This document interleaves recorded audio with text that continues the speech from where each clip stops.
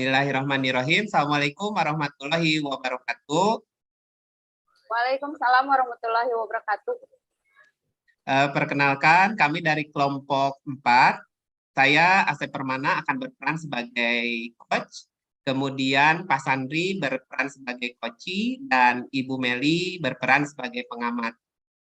Nah, untuk mengawali kegiatan coaching ini, mohon arahannya dari Ibu Meli selaku pengamat. Waktu dan tempat disilahkan Bu Mel.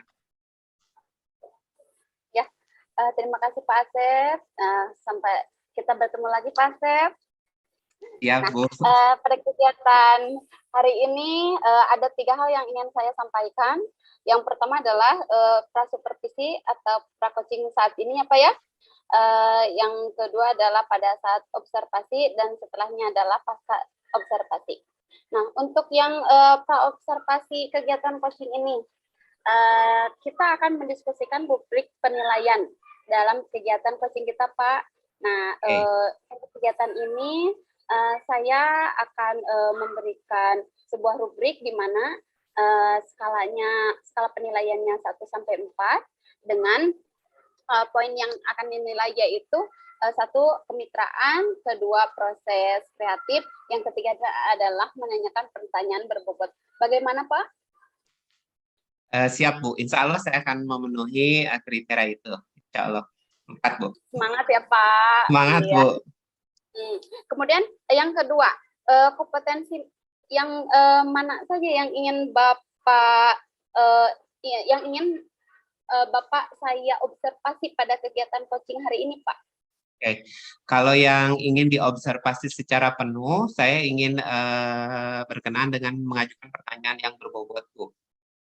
Tapi kalau untuk yang ingin dikembangkan, semuanya sebetulnya sih Bu, mulai dari kehadiran penuh, kemudian mendengarkan aktif, gitu Bu, itu juga. Cuma yang pengen diobservasi secara penuh adalah yang mengajukan pertanyaan berbobot Bu, itu yang memang agak sedikit sedang dipelajari lebih. Gitu. Ya, baik, berarti kompetensi yang ingin secara spesifik ingin saya observasi pada kegiatan coaching hari ini yaitu menanyakan pertanyaan berbobot ya Pak ya, tapi secara pengembangan Bapak juga ingin mengembangkan semua kompetensi coaching ya Pak ya? Iya, betul. Ya, betul. Nah, yang terakhir, indikator ketercapaian dari tujuan pengembangan yang ingin dicapainya seperti apa Pak? Ya, saya ingin bisa menerapkan bahwa saya ketika menjadi coach bisa hadir secara penuh, Bu, meng-guide dari coachee, sehingga coachee nanti bisa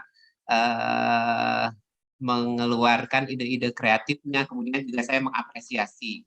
Kemudian saya mendengarkan dengan aktif, berusaha untuk mendengarkan apa yang disampaikan coachee, sehingga itu dijadikan sebagai bahan untuk saya untuk mengembalikan sebagai solusi nanti kepada coachee. Kemudian mengajukan pertanyaan berbobot, saya akan berusaha mengarahkan coachee dari pertanyaan-pertanyaan tersebut bisa jadi potensi untuk menyelesaikan permasalahannya.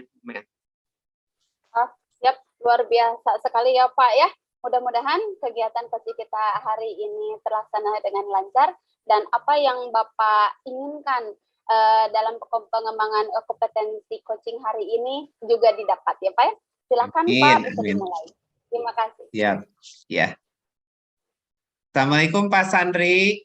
Bagaimana kabarnya nih Pak Sandri? Salam Pak Asep, alhamdulillah sehat, luar biasa, semangat. Alhamdulillah, senang nih ketemu dengan Pak Sandri lagi, selalu menginspirasi saya, banyak hal yang saya dapatkan ketika ngobrol dengan Pak Sandri. Hari ini Pak Sandri, saya memang berkhusus untuk mengadakan sesi ini dengan Pak Sandri untuk melaksanakan coaching. Sebelumnya saya ingin menyampaikan bahwa pelaksanaan coaching ini direkam Pak Sandri ya, kemudian tapi jangan khawatir, ini bersifat rahasia, jadi hanya ada kita dan fasilitator nanti yang tahu terhadap si percakapan. Ya Pak Sandri, siap ya? Siap Pak Asep. Oke, ya Pak Sandri, saya ingin sebelum memulai kegiatan ini, saya ingin Pak Sandri rileks duduknya, kemudian coba untuk melakukan olah napas Pak Sandri sambil memejamkan mata, kemudian tarik napas yang dalam, kemudian hembuskan, tarik napas, kemudian hembuskan.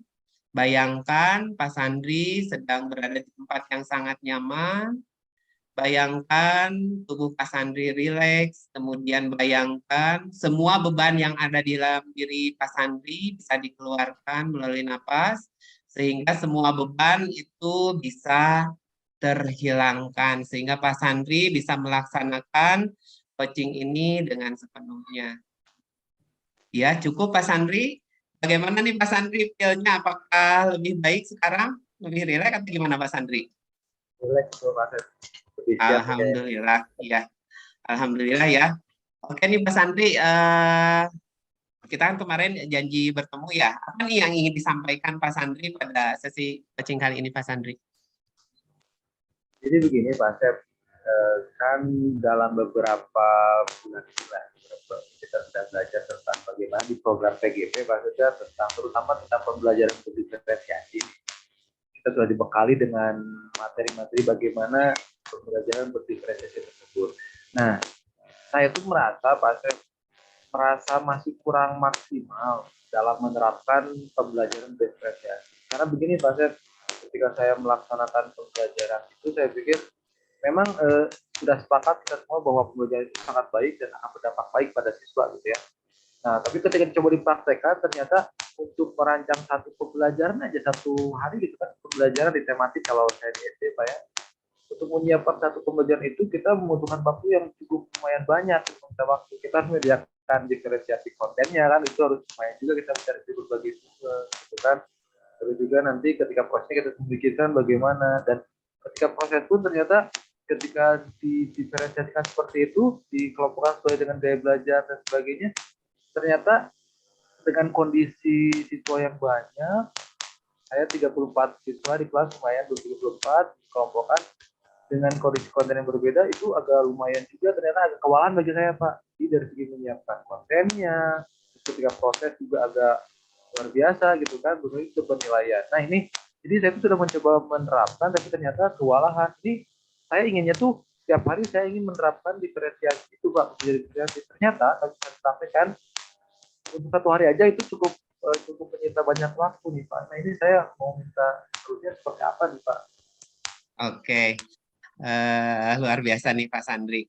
Jadi yang saya tangkap nih dari apa yang disampaikan oleh Pak Sandri merasa kurang maksimal dalam menerapkan pembelajaran berdiferensiasi karena ini banyak faktornya ternyata waktu juga ya berpengaruh Pak Sandri di sini dalam menyiapkan, terutama kan untuk diferensiasi itu banyak yang harus dihadirkan, terutama pada saat perencanaan juga, kemudian proses, belum lagi penilaian, kemudian ada siswa juga yang cukup banyak ya, ada 34 yang saya catat ya.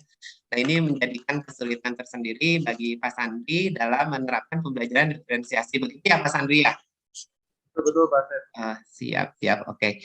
Nah Pak Sandri, dari pertemuan ini kira-kira yang ingin diharapkan oleh Pak Sandri itu seperti apa nih Pak Sandri? Idealnya Pak Sandri itu bisa bagaimana nih ketika selesai dari sesi coaching ini? Jadi yang pertama saya ingin bagaimana nanti setelah coaching ini Pak, saya tuh bisa menerapkan pembelajaran berdiferensiasi di hampir setiap pembelajaran, karena yang saya alami saat ini memang diferensiasi dilakukan ketika memang beberapa pembelajaran yang sudah saya benar siapkan gitu Pak. Sisanya itu hanya lebih kepada beberapa bagian dari pembelajaran diferensiasi. Sekarang saya menyediakan hanya diferensiasi konten saja, tidak secara menyeluruh gitu Pak ya. Diferensiasi. Jadi saya ingin setelah ini saya itu setiap hari ya pembelajaran itu harus diusahakan mengarah ke diferensiasi gitu Pak. Jadi tidak lagi klasikal gitu. Karena jujur saya seperti ini beberapa materi saya sampaikan masih secara klasikal gitu Pak.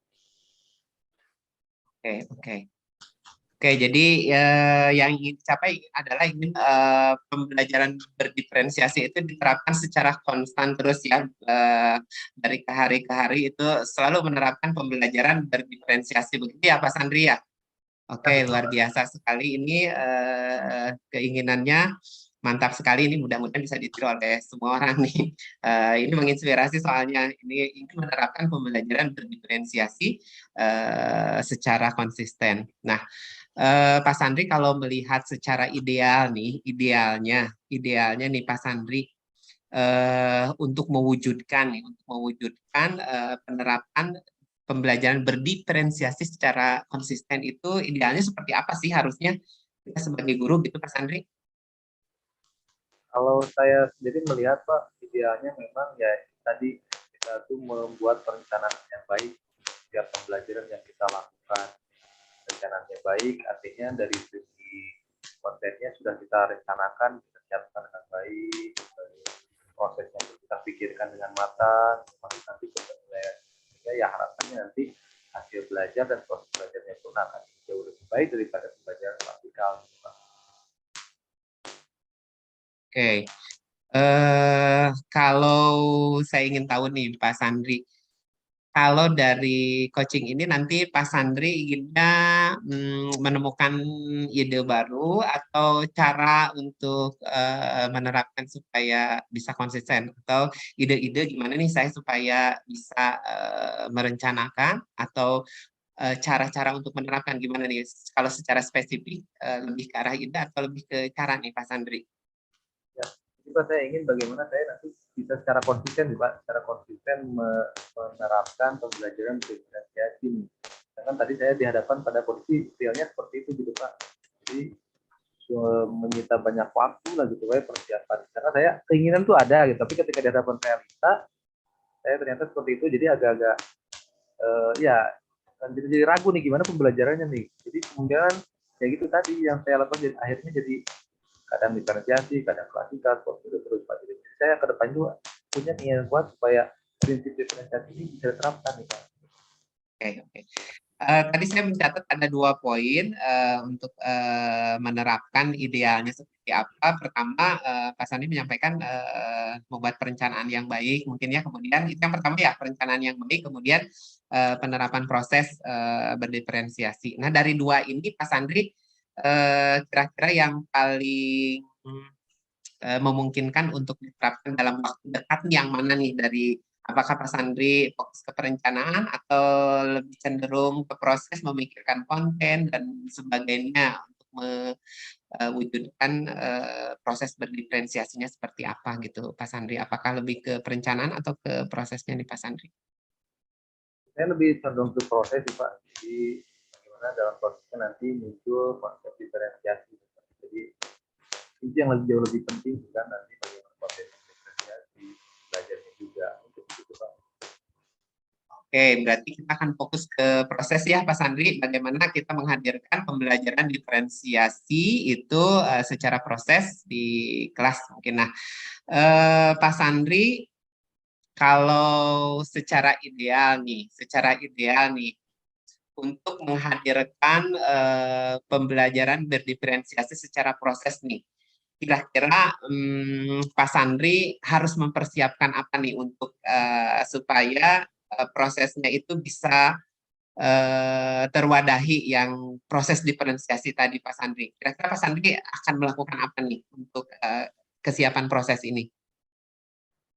Yang pertama Pak, saya harus dari mulai langkah melakukan diagnostik lagi Pak, memastikan bagaimana nanti mungkin gaya belajar anak-anak saya seperti apa.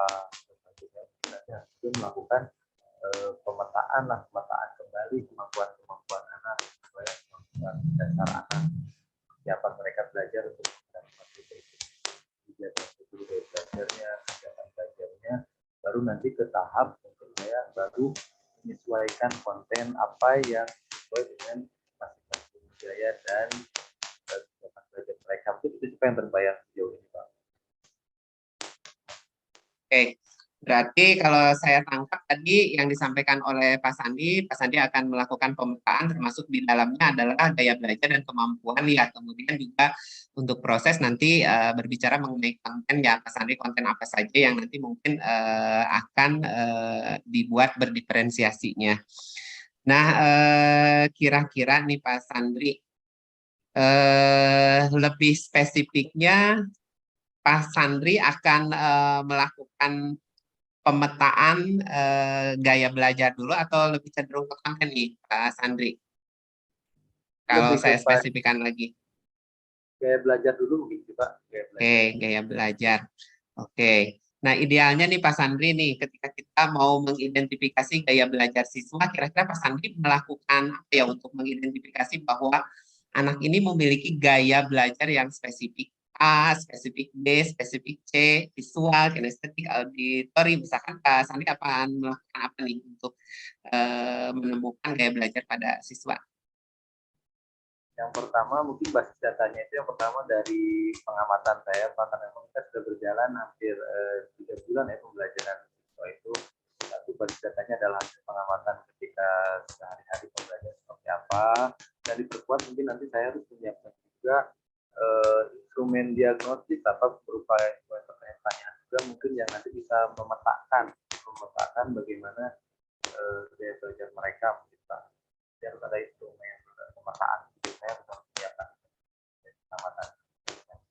Oke, jadi kalau yang saya tangkap selama proses pembelajaran yang sudah dilaksanakan, Pak Sandri juga sudah melakukan pengamatan ya Pak Sandri, sehingga secara umum sudah ketahuan sebetulnya gaya belajar dari siswa seperti apa. Cuma memang butuh instrumen diagnosis khusus ya Pak Sandri untuk meyakinkan sehingga nanti pada saat proses diferensiasi Pak Sandri bisa memetakan sesuai dengan kebutuhan anak, mungkin begitu ya Pak Sandri ya. Oke, nah kira-kira nih Pak Sandri untuk mewujudkan, untuk melaksanakan instrumen diagnosis ini ke anak untuk mengetahui apakah dia memiliki gaya belajarnya visual, kinestetik, atau auditori, ini kira-kira nih kapan nih bisa diterapkannya, Pak Sandri?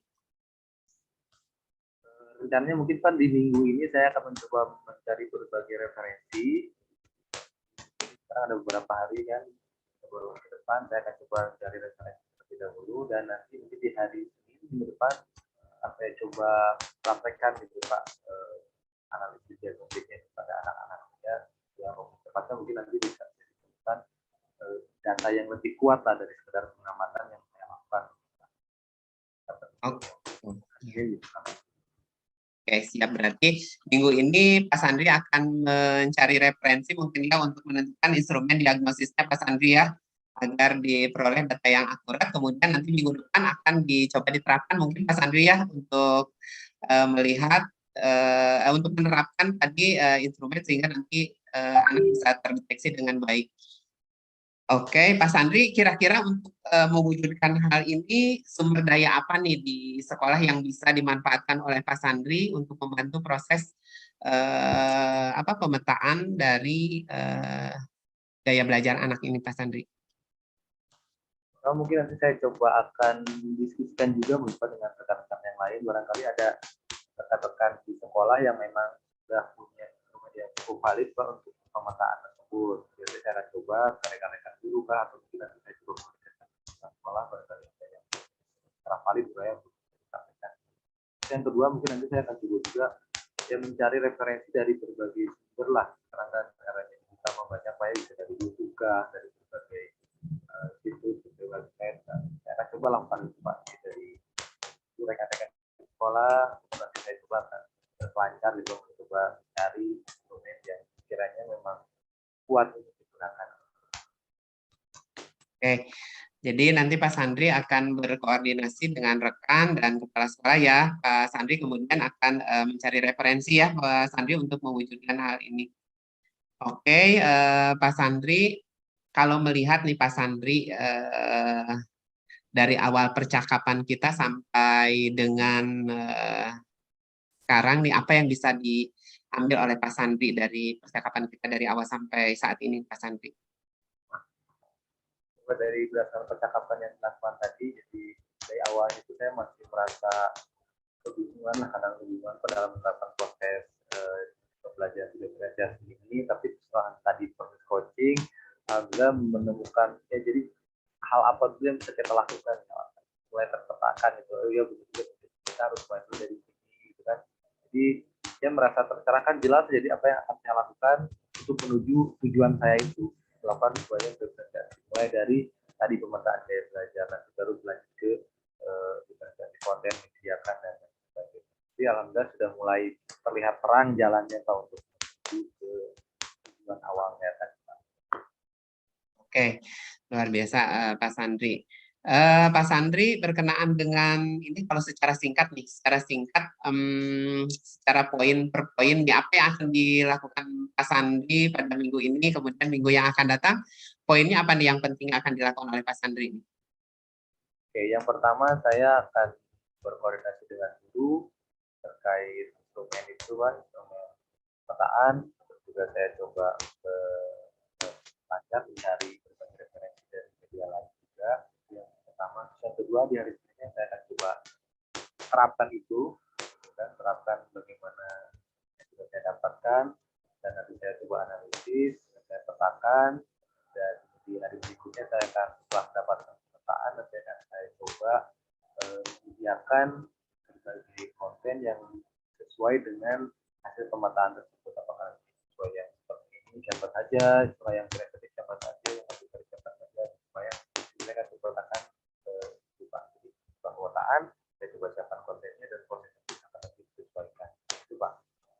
Oke, luar biasa sekali apa yang disampaikan oleh Pak Sandri, sangat runut sekali, mulai dari koordinasi dengan teman sejawat, kemudian mencari referensi, kemudian menerapkan, menganalisis, memetakan sampai ke endingnya itu jelas gitu Pak Sandri, luar biasa.